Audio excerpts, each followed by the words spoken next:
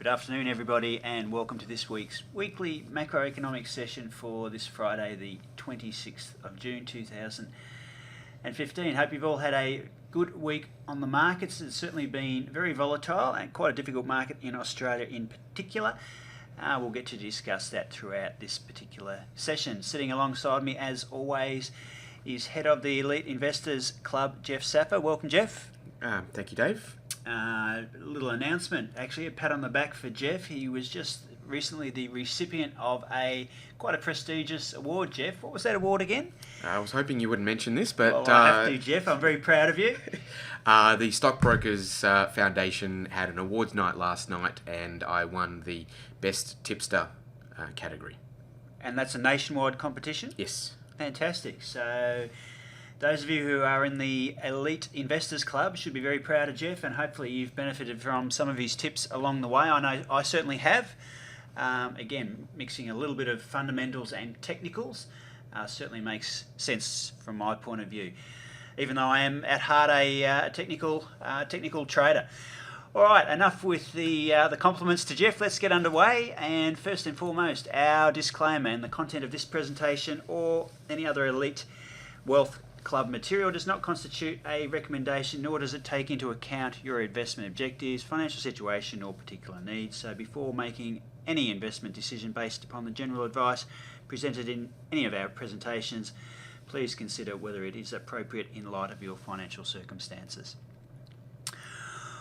Right, just a quick plug for the Academy again. This year we're heading up to Sanctuary Cove at the end of August, so the 28th of August through to the 2nd of September. Jam-packed program. You'll get to see a little bit more information about this in the coming week when we present a webinar showing you exactly the details of what we're going to be covering in each of the sessions. Certainly one of the highlights this time, Jeff, compared to other years, is you'll be able to pick and choose what sessions you can go to. So that's right. We've got a lot more sessions and a lot more speakers, some Elite Wealth staff and some guest speakers as well. Yep. So we'll be running lots of sessions, more than one at any given time, so you'll be able to pick and choose which ones you want to attend. So really tailor the Academy to your own wants and needs. Yeah, absolutely. And I think the good thing about that, those of you who are on the Elite Traders Club will get to pick and choose and be able to actually sit in on some of Jeff's sessions and pick up some of his experience, and hopefully, be the recipients of some of the outcomes that obviously his trades have been noted for, and hence being awarded that prestigious trophy. So, all more reason to get along there if you can. That's not Jeff, by the way, but a lady sunning herself in. Hopefully we get the same sort of weather when we get up there as well, and some of you might be able to have a game of golf as well. That's not me either. That's not you, I can't Jeff? swing a golf club. All right, so the week in review. Australia, we didn't have much in the way of data coming out this week, but needless to say, we didn't need too much data coming out. The market's been quite terrible this week. We've really been on the downward side for most part of the week. In the US, Jeff, we had flash PMI and durable goods orders. Last week we were talking about durable goods and what impact that might have on the Fed's decision, whether this is something that they'll keep an eye on in terms of their movement on interest rates, etc. Flash PMI came in at 53.4, above expectations of 54.2. Below. Below. The other above, but still yeah. Well above 50. Yeah, well above 50, which is what my brain was telling me. So still in, what would you call that, expansionary mode? Is that that's exactly right? Yes. Durable goods there, Jeff. 0.5 versus 0.6. Is that a significant difference, or is it? No, look, that's pretty close enough. So that's core durable goods, yep, which is the one I focus on, and it strips out a lot of the volatile items like transport and defence spending, which is pretty lumpy. Yep. The overall durable goods missed by more than that, but again, I don't read too much into it. But that's close enough. Yep. There's actually been some disappointing numbers and revisions in that in the last couple of months. So overall, it's not overly positive, the trend, yep, but that's close enough to expectations not to shake the market. Yeah, the lady on the slide there with all the bags, she's obviously been going shopping. I did notice that during the course of the week that consumer spending, I think, for this month was up on previous months and was the highest it had been for a number of months. Yeah. So again, I guess that's all sort of pointing in the right direction as far as Janet Yellen and her folk are concerned at this point in time. In China, we had HSBC flash PMI 49.6 versus 49.4, in line with expectations. Yeah, look, it's been a bit above expectations. It's been below below 50 for the last 4 months, I think. So it's creeping back up there. Look, it's a good result. Yep. But and that's a good signal for our mining sector. Fairly mild, but obviously something positive to grapple. But despite that, the mining sector's actually performed poorly this week. Commodity prices have struggled. US dollar's gone up. So even that wasn't enough. That's one of the big things that our mining sector needs, and even that wasn't enough to keep it in the positive territory this week. Yep. Also noticed an article in the Australian Financial Review that HSBC are no longer going to be supplying the flash PMI data. Did you see that, Jeff? Yeah, so look, it's an actual massive disappointment. I've mentioned before that there's actual 4 PMI numbers in China. You get flash, which is like a preliminary reading, then you get the final, which is the end of the month. HSBC produces both of those. The Chinese officials produce their own numbers, which I don't pay too much attention to. So, and once HSBC drops their flash reading, I still won't be paying any attention to the Chinese numbers, but at least HSBC will still have that final. So it's really only one of those 4 will be the best of the lot. Yeah. So one of those 3 now, I suppose. I suppose without having HSBC there, it's been a case of Chinese whispers. I'm going to ignore that. But look, I guess the flash PMI comes out about a week and a half before the final PMI comes out. So from that perspective, it's not that necessary to wait 3 weeks into the month, get a number, wait till the end of the month and get another number. You can probably just wait till the end of the month. It's not a big deal. Sure. Eurozone there, we had flash PMI data coming out and flash manufacturing PMI coming out. So we had the services PMI and the manufacturing PMI. So again, Jeff, the difference between those two, services PMI and manufacturing PMI.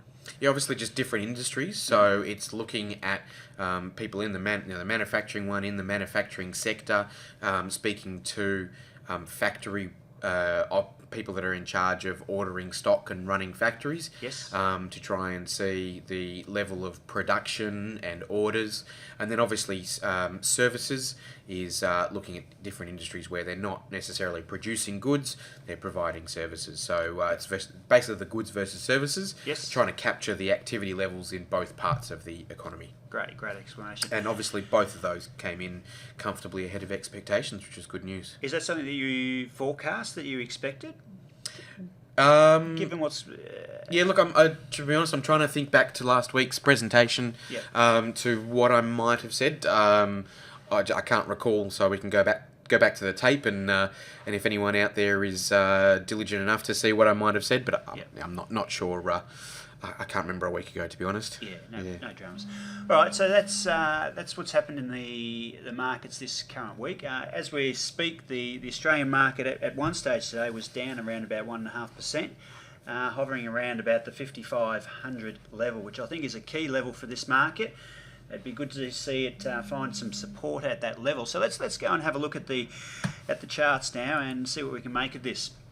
This is the XJO, so the ASX 200 at this point in time that we're looking at, and you'll notice first of all, again, just a reminder that we are between 60 and 40 on our stochastic reading. So again, we are in high risk territory as we speak.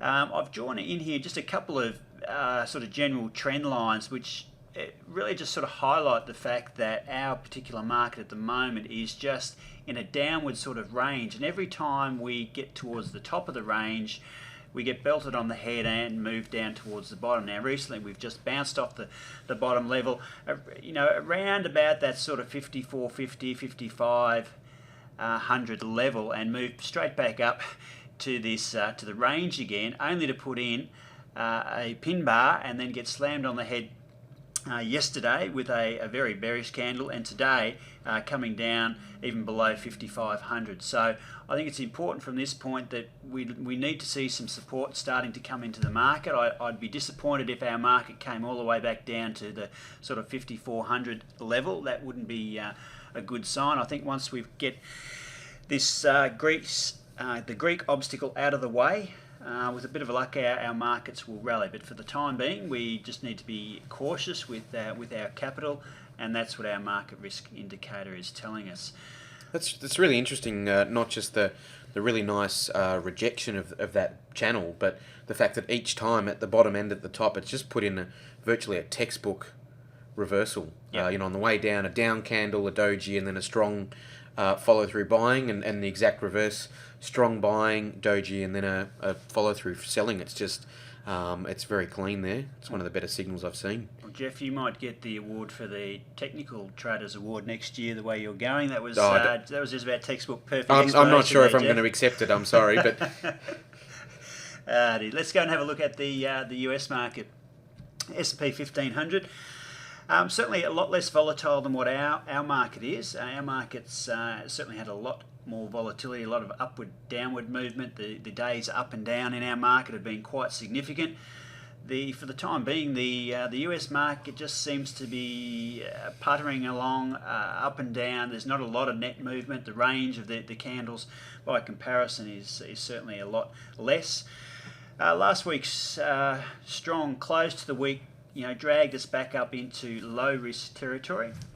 It'll be interesting to see what happens on the market tonight ahead of the end of the month arrangements between the Eurozone and Greece, and what that adds to this particular market. But for the time being, we're in low risk.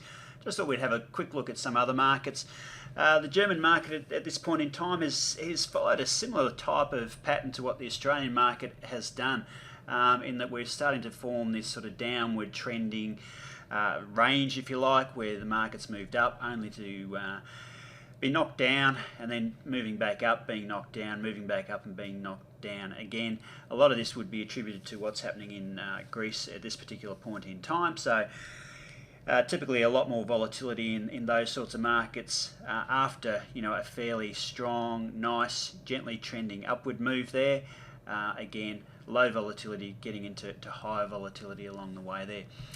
Other market worth having a look at, the Japanese market, the Nikkei. This just continues to be on an upward tear. Obviously, very low interest rates over there. There's still very little sign of inflation over there, Jeff. And the market continues to go upwards. Only a little concern there at the moment, little question mark, is these two pin bars on the top, quite often when they're together referred to as a tweezer top. So I'd be interested to see what happens with that market. But very, very strong, and any pullbacks are being certainly an opportunity for buying. And just while you're on that chart, we've talked a little bit about ETFs in recent weeks as well, and on our strategy, our model that we've been testing. Yep. The the Japanese, the Nikkei Japanese index has been in the ETF strategy for the last 3 or 4 months. Yep. So, and the Hong Kong as well for a few months of that. That's why I mentioned that. Yep. So yeah, interesting that you would have collected a lot of that recent along that way. rally. Absolutely.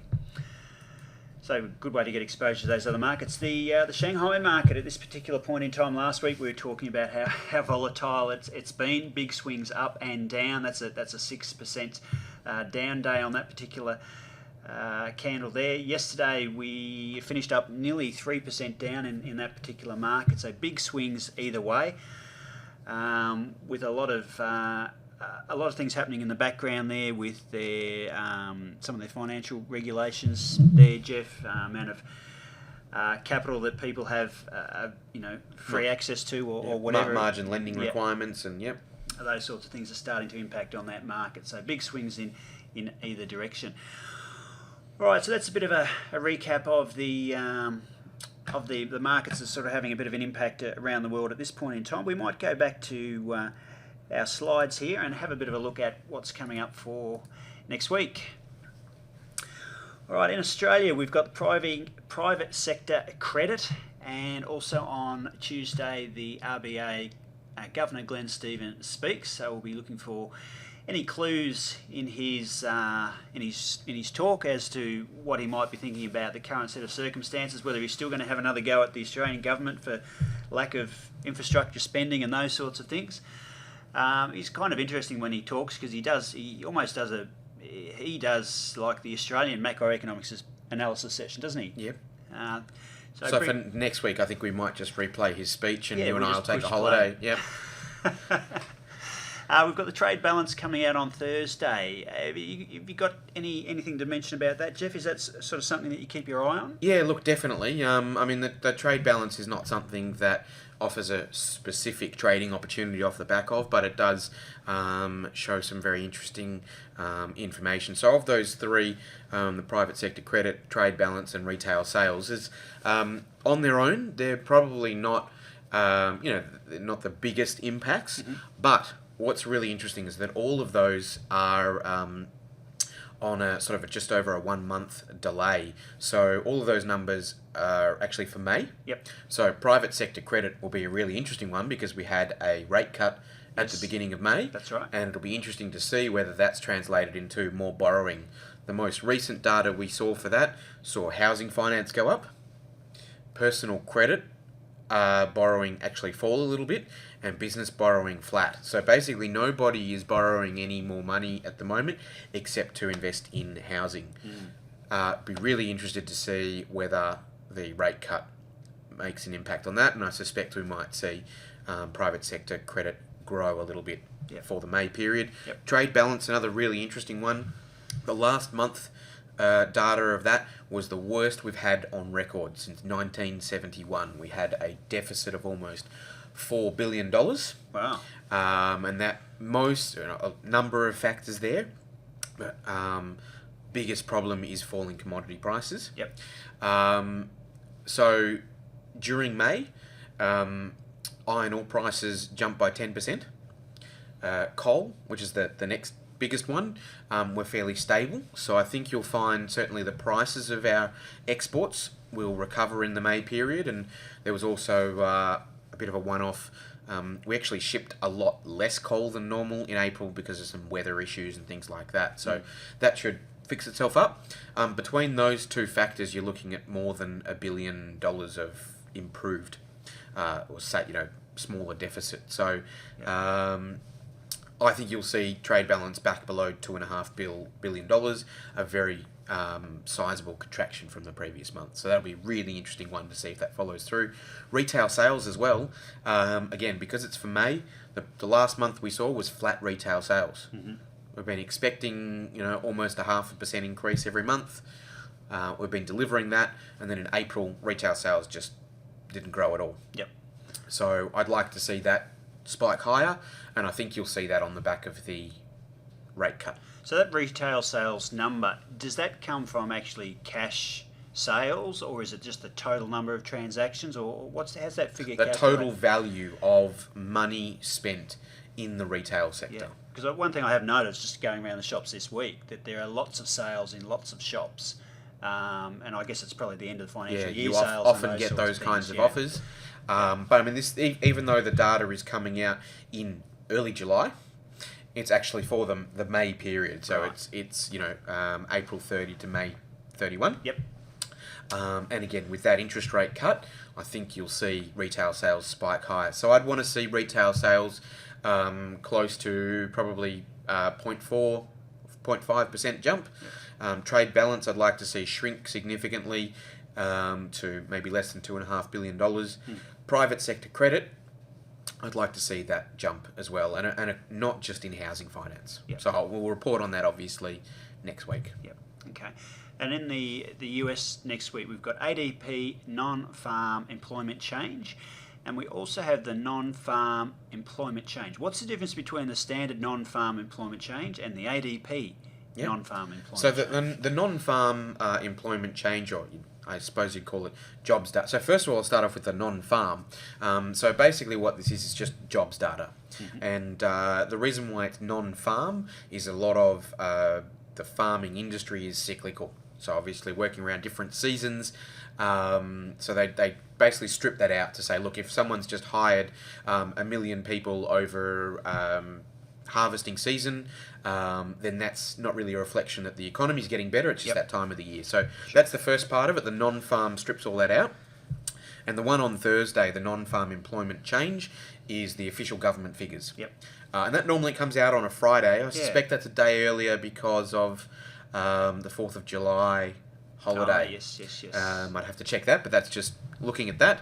And so that normally comes out on a Friday. That's the official numbers. 2 days before that, on the Wednesday, you get ADP non-farm employment change. And what that is, ADP is the biggest payroll company in America, and they process millions and millions of people's pay slips. So obviously before... it's no surprise that a private company might be a little bit quicker to add up some numbers than the government. So they actually come up with their numbers a couple of days before. And so that, to me, is the big one, because that that's the one that takes the market by surprise. After those numbers are out, everyone starts rejigging their numbers for the official figures a couple of days later. Great. And consumer confidence there on Wednesday. So this last week we saw that consumer spending had increased, so that was a good sign. So I would expect to see that consumer confidence support that increased consumer spending, or we'll just have to wait and see with that as well. In Japan, the Tenkan Manufacturing Index, is that the same as the PMI index? Same sort of reading? Yes, similar. So and they've got the manufacturing and services in indices out next week. They've actually been really strong the last month. Low Japanese yen has obviously encouraged exports, economic activity. So I'd expect those numbers to be strong again. And then the big one. The Greek elephant in the room. Well, it looks like the Greek elephant. I think the elephant's been slow roasted with some oregano. Has crashed into the Parthenon there. So, yes. It's obviously a big issue at the moment that's having a significant impact on world markets. Yeah, look, just to give a quick recap on that, I mean, we all hear about the Greek debt and we know there's deadlines, but some of the detail gets lost and not everyone knows what's going on. So obviously the Greeks basically went close to being bust a few years ago, and they've been receiving bailout funds. And some of that money has come from the IMF, and they actually, at June 30, they owe the latest repayment to the IMF, 1.5 billion euros. And the Greeks have turned around and said, we don't have that kind of cash. We probably do have it in cash, but it's in a suitcase or something. They've said to the IMF, look, we can't really pay you back. What we need is some more bailout funds from somewhere else, from the ECB, IMF, some more packages, and then basically just borrowing the money to repay it to somebody else. So in order for Greece to borrow more money, for them to get some more bailout funds, they've got to promise to be a good little country, and they've actually suggested, look, they'll raise taxes to try and fix their economy, and that's why they deserve some more money. The creditors have said, no, if you raise taxes, you'll ruin the economy further. We want you to cut spending to military spending and pensions and things like that. So they're at loggerheads. And then in negotiations. The deadline's June 30, so they don't have much time. No. Both sides are not as far apart as they have been previously, so they're getting closer. And I think this is just a very expensive multi-billion euro game of chicken, and both sides are waiting for the other one to flinch, and they think the closer they get to the 30th of June, the better the deal they can nut out. So I think we'll get a deal by the end of June 30. Interestingly, Greek bonds, I had a look recently, are pricing in a 40% chance of a default, that the Greeks won't be able to get enough money and pay out the IMF. Is that significant? That's significant. I mean, that is definitely significant. My expectation is still that a deal will be reached. It'll be reached at the last minute. What happens, Jeff, if a deal isn't reached? Okay, so if a deal isn't reached, normally what happens particularly for the IMF, if the IMF isn't paid back, what they do is they pretend for about a month that nothing happened. The director of the IMF So it gets to June 30. They have a report at the end of July to say who missed their last payments. So normally they just go, oh, well, let's just ignore that happened and, submit their homework a bit late, and then we'll pretend like this never happened. The IMF has actually come out and said, look, if you miss your payment, we're going to have to announce this to the board immediately, basically saying if you don't pay, we will consider you in default. So Greece will officially be in default. It will have not paid back its debts. Its credit rating will basically just disappear. Nobody will lend it any money, and it'll probably have to just say to the world, we can't afford to pay back our debts. They'll have to negotiate with its lenders, pay them back a fraction. Greece will probably leave the euro. Greece will leave the euro. Get the drachma back, which ultimately might be okay for Greece, but realistically, you don't want to default. It's not good for a particular country. It'll lock you out of being able to borrow money for a long time. A long period of time. And Greece needs to borrow money. Yeah, they can't afford to be left out of the financial markets. Yeah.